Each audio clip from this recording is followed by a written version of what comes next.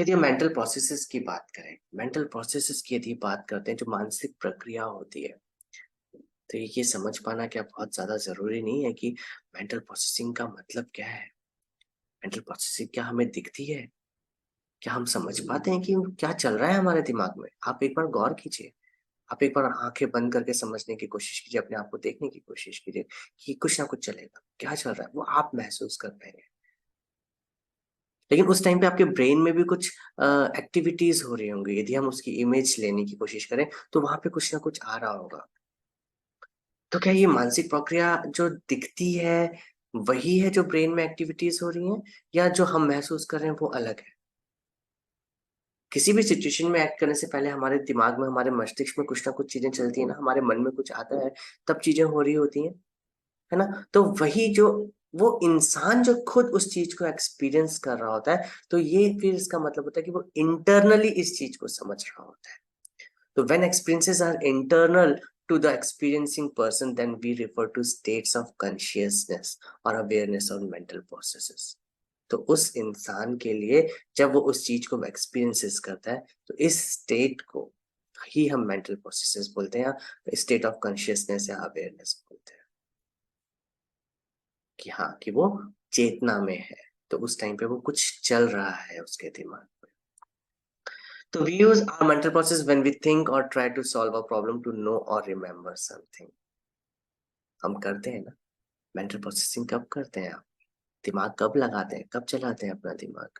अरे जब किसी की मदद करनी होती है, मदद करने के लिए साइकोलॉजी में आए थे ना, है ना? जब हमें किसी की मदद करनी होती है, जब मैं आपको कुछ बताने के लिए कुछ याद कर रहा हूँगा, तब या मैं कुछ जानने की कोशिश कर रहा हूँगा, जैसे अभी आप कुछ समझने की कोशिश कर रहे होंगे, या फिर कुछ ना कुछ हम अपने दिमाग में इस चीज़ को इस तरीके से कर रहे होते हैं कि हम कुछ ना कुछ हमारे दिमाग में कुछ ना कुछ चल रहा होता है।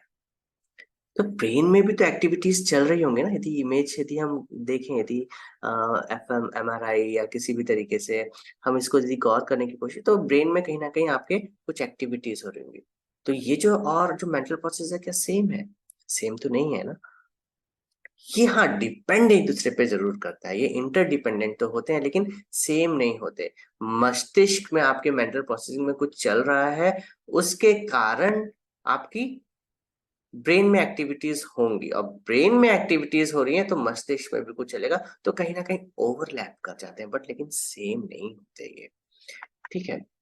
तो ऐसे ही मेंटल एक्टिविटीज़ जो होती हैं और जो न्यूरल एक्टिविटीज़ होती हैं, वो ओवरलैपिंग तो होती हैं, लेकिन सेम नहीं होती, बिल्कुल एक समान नहीं होती, आइडेंटिकल नहीं होती। अब जैसे ब्रेन है, जैसे हमने बोला था कि ये तो दिखता तो है, ब्रेन दिखता है ना, लेकिन माइंड नहीं दिखता, आपका मन नहीं दिखता।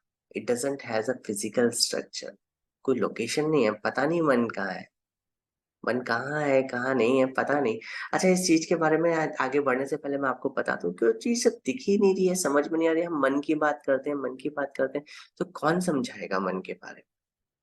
ये बहुत अच्छी बात है कि हम अपने भारत देश में हैं, हमारी एक संस्कृति है, जहाँ पे हम इस चीज़ को बहुत अच्छे भली-भाँति तरीके से समझ भी पाते हैं। तो जब हम बात सोल की और माइंड की कर रहे होते हैं, जब साइकोलॉजी तो पूरे वर्ल्ड में है ही, तो क्योंकि ये है ही मेज़रमेंट के तौर पे, तभी एक साइंटिफिक स्टडी के तौर पे इसको लिया जाता है। यहाँ पे मेज़ जो दिख रहा है वो तो सभी को दिख रहा है ना, जो नहीं दिख रहा है सभी को, वो चीज़ समझ पाना, तो हम भारतीय संस्कृति के हिसाब से समझे तो हमारे पास में एक बहुत अच्छा हथियार है। इसको हथियार मैं इसलिए बोलूँगा क्योंकि ये हथियार लेके ही आप अपनी ज़िंदगी में आगे बढ़ते हैं, तो आप सफलता के तरीके से बढ़ पाएँगे। आप किस तरीके से देखना चाहेंगे? तो भगवत गीता, भगवत गीता को यदि आप देख के चलें, तो इसमें आप मन की और आत्मा की बातों को बहुत आसानी से समझ पाएँगे। इसमें बहुत क्लियरली बताया गया है कि आपका मन किस तरीके से काम करता है, आपकी आत्मा किस तरीके से काम करती है, क्या इनके परिवेश होते हैं, किस तरीके से इनको समझना चाहिए। आपको बहुत अच्छे से समझ में आएगा, और ये मेरी भी रिक्वेस्ट होगी आप लोगों से, क्योंकि आप साइकोलॉजी के स्टूडेंट हैं, मैंने भी भगवत गीता पढ़ी है, तो बहुत अच्छे से आप कनेक्ट कर पाएँगे। क्योंकि आपको साइकोलॉजी सिर्फ़ इसलिए नहीं पढ़नी ना कि आपको इसके बेसिस पे नौकरी लेनी है। आपको साइकोलॉजी शायद कहीं न कहीं हमें जीवन में इस तरीके से जाना होता है कि हम कुछ अच्छा कर पाएँ, कुछ बेहतर कर पाएँगे। जब तक हम ही नहीं समझ पाएँगे तो हम कैसे कर पाएँगे? तो जो नहीं दिखता है वो आत्मा और मन ही तो है। तो वो भी समझने की कोशिश कर लो, भगवत गीता पढ़ने की कोशिश करो, वहां पे आपको सब चीजें समझ में आएंगी बहुत अच्छे से। जब आपका समझ में आए तो आपको पढ़ना चाहिए इस नाते, क्योंकि वो आपकी समझ को बढ़ाएगा, पक्का बढ़ाएगा। और बाकी आप साइकोलॉजी तो पढ़ ही रहे हैं, है ना। तो इस तरीके से हम जाते हैं। तो unlike the brain, the mind doesn't have physical structure और हैज अ लोकेशन। ये चीज किस तरीके से होती है।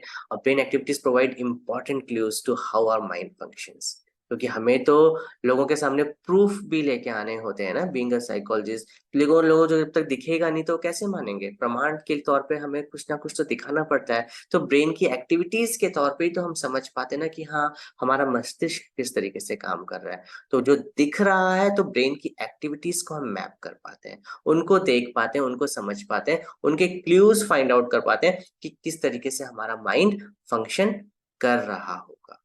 तो ये भी बहुत जरूरी हो जाता है। तो यदि हम इसकी बात करते हैं तो कॉन्शियसनेस की यदि हम बात करें, या हम अपने एक्सपीरियंसेस की बात करें, या मेंटल प्रोसेसेस की बात करें, तो consciousness of our own experience and mental process are much more than neural और ब्रेन एक्टिविटीज। तो यदि इस बात को आप समझना चाहें कि जो हमारे कॉन्शियसनेस है, हमारी जो चेतना है, हमारे जो एक्सपीरियंसेस हैं उसको लेके, या हमारा जो मेंटल प्रोसेस है ना, ये ब्रेन की एक्टिविटी से कई गुना ज्यादा है। कई गुना ज्यादा का मतलब ये है कि ये बियॉन्ड है, इसको समझ पाना ही बहुत मुश्किल है। तभी तो इसकी शुरुआत कहीं स्टडी ऑफ सोल और माइंड से हुई ना। हर कोई नहीं समझ पाता, वो सबके बस की बात नहीं है कि हर कोई समझ पाए। जो दिख रहा है वो तो हर कोई समझने की कोशिश करेगा ही। छोटा बच्चा भी बता देता है कि मम्मा आप गुस्से में क्यों बात कर रहे हो, मम्मा आज पापा तो बहुत खुश है। उसके लिए क्या, जो दिख रहा है वो तो समझ में सभी के आ रहा है, जो नहीं दिख रहा है वही तो समझना है। तो साइकोलॉजी इस पे हमारा कहीं ना कहीं बहुत अच्छे तरीके से हमें जोड़ने की कोशिश करती है, तो इसलिए भी बहुत जरूरी है। लेकिन हमारे पास एक अपर हैंड है कि हमारे पास में क्या है, भगवत गीता। ये आपको उस लेवल पे लेके जाएगी। तभी तो आप देखिए संत महात्मा, इन सब के पास लोग स्टिल क्यों जाते हैं, साइंटिस्ट भी क्यों जाते हैं कि हाँ मंदिरों में और इन सब चीजों में क्यों, संत वही सब चीजें, कहीं ना कहीं कुछ तो कनेक्शन होगा ना। तो आप उस कनेक्शन को मद्देनजर देखते हुए आप देखिए कि भगवत गीता में जो बताई गई बात है वो आपके मन और आत्मा को लेके है। वहां से आपके सारे डाउट्स क्लियर हो जाएंगे। आपको किसी के पीछे जाने की जरूरत नहीं है, आप खुद अपने डाउट्स क्लियर कीजिए अपने इनसाइट के हिसाब से, ये मेरा मानना है। जैसे कि हम सो रहे होते हैं, तो अब आप गौर कीजिए, जब हम सो रहे होते हैं गेट पे नॉक होता है तो कभी कभी सपने में भी नॉक वाली चीज आ जाती है ना। या आपके घर के बाहर खिड़की है और वहां पे सब्जी वाला आवाज लगा रहा है, सब्जी ले लो सब्जी ले लो, तो आपके सपने में भी सब्जी वाली बात आ जाती है।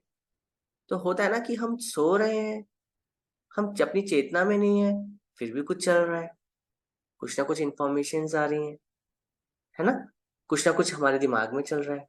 तो कुछ तो बातें हैं जो हो रही हैं। तो इस तरीके से देखा जाए तो मेंटल प्रोसेसिंग एक कॉम्प्लेक्स चीज हो जाती है, ये समझ पाना बहुत मुश्किल होता है। लेकिन इसको यदि हम देखें तो हम जब कुछ चीज याद करते हैं, कुछ चीज हम रिमेम्बर करते हैं, तब हमारा दिमाग काम करता है, तब एक प्रोसेसिंग चलती है हमारे दिमाग पर।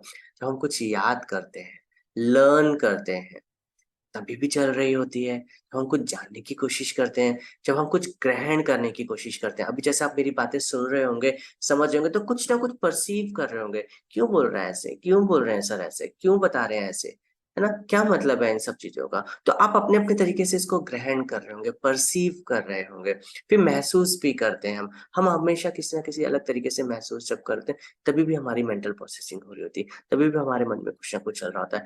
ये सारी चीजों को मैं आपको बताऊं कि जब मैं आपको ये सब चीजें बोल रहा हूँ तो आपके दिमाग के अंदर कहीं ना कहीं फ्लैशेस भी आ रहे होंगे, कुछ ना कुछ चीजें चल भी रही होंगी। तो वो जो फ्लैशेस हैं आप उनको यदि गौर कर पाओ तो आप समझ जाओगे कि अच्छा यही कुछ मेंटल प्रोसेसिंग चल रही है। तो ये चीजें हैं, तो ये साइकोलॉजिस्ट के लिए भी बहुत बड़े इंटरेस्टिंग चीजें हैं, तो इन सब चीजों को देखना चाहिए।